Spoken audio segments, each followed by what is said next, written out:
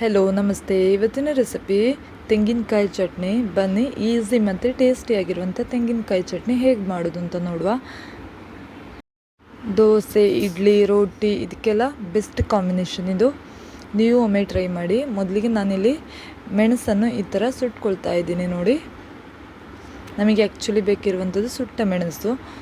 ಒಲೆ ಇರೋರು ಒಲೆಯಲ್ಲಿ ಸುಟ್ಕೊಳ್ಬೋದು, ಇಲ್ಲಾಂದರೆ ಈ ಥರ ಒಂದು ಚಮಚ ತಗೊಂಡು ಇದರಿಂದ ಸುಟ್ಕೊಳ್ಳಿ. 2 ಮೆಣಸು ಹಾಕ್ಕೊಳ್ತಾ ಇದ್ದೀನಿ. ಈ ಥರ ಚಟ್ನಿ ಮಾಡೋದ್ರಿಂದ ತುಂಬ ಟೇಸ್ಟಿಯಾಗಿರುತ್ತೆ. ತುಂಬ ಖಾರ ಇರೋ ಮೆಣಸಾಗಿರೋದ್ರಿಂದ ನಾನು 2ನೇ ತಗೊಳ್ತಾ ಇದ್ದೀನಿ. ನಂತರ ಬೇಕಾಗಿರುವಂಥದ್ದು ತೆಂಗಿನ ತುರಿ ನೋಡಿ. ನಾನಿಲ್ಲಿ ಅರ್ಧ ಕಪ್ಪಿನಷ್ಟು ತೆಂಗಿನ ತುರಿ ಮತ್ತು 1 ಈರುಳ್ಳಿಯನ್ನು ತಗೊಂಡಿದ್ದೀನಿ. ಇದನ್ನ ನಾವು ಅರ್ಕೊಳ್ಬೇಕು ನೋಡಿ. ಮಿಕ್ಸಿ ಜಾರಿಗೆ ಹಾಕ್ಕೊಂಡು ನಾನು ಅರ್ಕೊಳ್ತಾ ಇದ್ದೀನಿ. ಆನಂತರ ಒಗ್ಗರಣೆ ಕೊಟ್ಟರೆ ಆಯಿತು. ಎಷ್ಟು ಈಸಿ ವೇ ನೋಡಿ. ಅಷ್ಟೇ ಟೇಸ್ಟಿಯಾಗಿರುವಂಥ ಚಟ್ನಿ ಇದು. ಅಂದರೆ ನಾವು ಹೋಟೆಲಲ್ಲೆಲ್ಲ ತಿಂತೀವಲ್ವ, ಅದೇ ಥರ ಟೇಸ್ಟಿಯಾಗಿರುತ್ತೆ ನೋಡಿ. ತೆಂಗಿನೆಣ್ಣೆ ಬಿಸಿಯಾದಾಗ ನಾನಿಲ್ಲಿ ಬೆಳ್ಳುಳ್ಳಿ ಹೆಸಳು, ಒಂದು 4 ಬೆಳ್ಳುಳ್ಳಿ ಹೆಸಳನ್ನು ಜಜ್ಜಿಟ್ಕೊಂಡಿದ್ದೀನಿ. ಇದನ್ನ ಹಾಕ್ಕೊಳ್ತಾ ಇದ್ದೀನಿ. ನಾವು ಈ ಥರ ಒಗ್ಗರಣೆಗೆ ಬೆಳ್ಳುಳ್ಳಿ ಹಾಕಿ ಮಾಡೋದ್ರಿಂದ, ಒಗ್ಗರಣೆ ಕೊಡೋದ್ರಿಂದ ತುಂಬ ಟೇಸ್ಟಿಯಾಗಿರುತ್ತೆ. ಅದರ ಟೇಸ್ಟ್ ಅಂತೂ ಡಿಫ್ರೆಂಟ್ ಆಗಿರುತ್ತೆ. ಆ ಬೆಳ್ಳುಳ್ಳಿ ಅರೋಮ ಅಂತೂ ಸ್ಪೆಷಲ್ ಆಗಿರುತ್ತೆ. ಮಾಡೋದಕ್ಕೆ ಮರಿಬೇಡಿ ನೋಡಿ. ಬೆಳ್ಳುಳ್ಳಿ ಕೆಂಪಾದಾಗ ನಾನಿಲ್ಲಿ ಸಾಸಿವೆ ಹಾಕ್ಕೊಳ್ಳೋದು.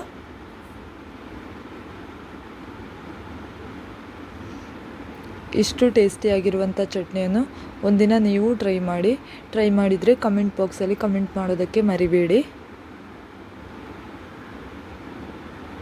ಚಟ್ನಿ ಮಾಡೋದಿದ್ದರೆ ಇದೇ ಥರ ಒಮ್ಮೆ ಟ್ರೈ ಮಾಡಿ, ಆಮೇಲೆ ಹೇಗಿದೆ ಅಂತ ನೀವು ಹೇಳ್ತೀರಾ.